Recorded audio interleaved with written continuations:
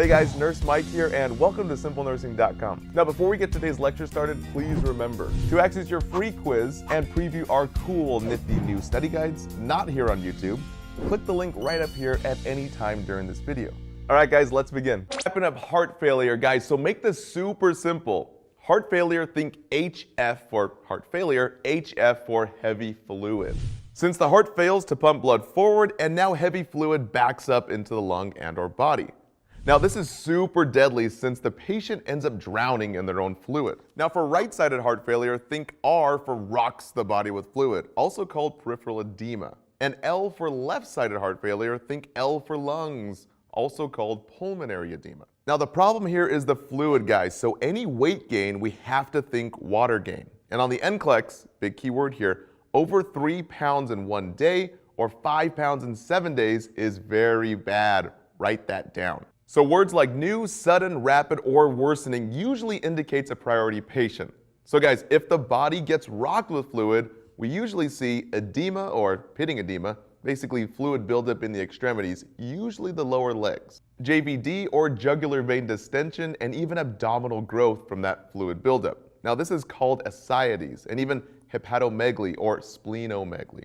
Now left-sided heart failure, L for lungs, also called pulmonary edema. Now this one is more serious since it always affects our ABCs, the airway and breathing. So we always hear crackles or what's called rales or rales, which is fluid buildup in the lungs. Now guys, this is not rhonchi or wheezes. Crackles sound a lot like this.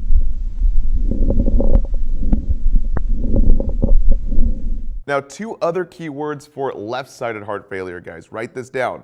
Frothy pink or blood-tinged sputum, always a classic sign of pulmonary edema.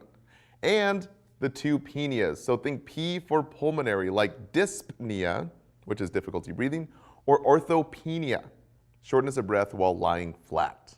Now, a little side note here, guys. Typically, we have no chest pain with heart failure, unless the coronary arteries are clogged, but usually the NCLEX couples that with heart attack and not heart failure here. Now, speaking of worsening patients, guys, the NCLEX commonly gives those worst case scenarios. So key words, write these down.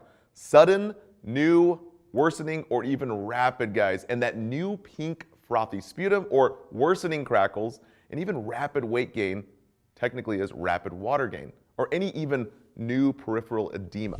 Guys, this is a huge emergency since the lungs are fluid filled, which compromises the ABCs. So write this down. The #1 treatment is always ide-ending drugs like furosemide and this B one. Guys, both end in ide, so think the body is dried. So any patient with worsening heart failure, we use the acronym HOPE for our NCLEX key terms. H for head of the bed, that's 40 to 90 degrees. Basically, we raise the head of the bed. This is called semi-Fowler's or high Fowler's, and even orthopenic position. O is for oxygen. P is for we push furosemide, and even morphine, which also decreases the workload on the heart. Now, E is for ending all sodium and fluids, aka sodium and fluid restriction. So no drinking extra fluids, and guys, we're stopping all IV fluids. Now, 4 common NCLEX questions for worsening heart failure, guys. Be sure to know these. #1, how does the nurse know if the treatment is successful? Guys, we're gonna hear clearer lung sounds with decreased heart rates. Huge NCLEX keywords here. Here's another one, guys. #2, always question any doctor order that wants to give fluids. Guys, even maintenance IV fluids. Huge no-no for that worsening heart failure. #3, when you're transferring a heart failure patient to another unit, guys, we're always reassessing those heart and lung sounds. Guys, reassess any patient that's transferred to another floor. In this case, worsening crackles in the lungs. Always those ABCs. Lastly, guys, #4, remember, sodium swells the body, so nothing from a package. That means no chips, no packaged foods, not even salad dressings or sauces or meats and cheeses. And here's another key word here, guys. Nothing over the counter. So no cold or flu medicine, not even those antacid Tums, or even acetaminophen, that Tylenol.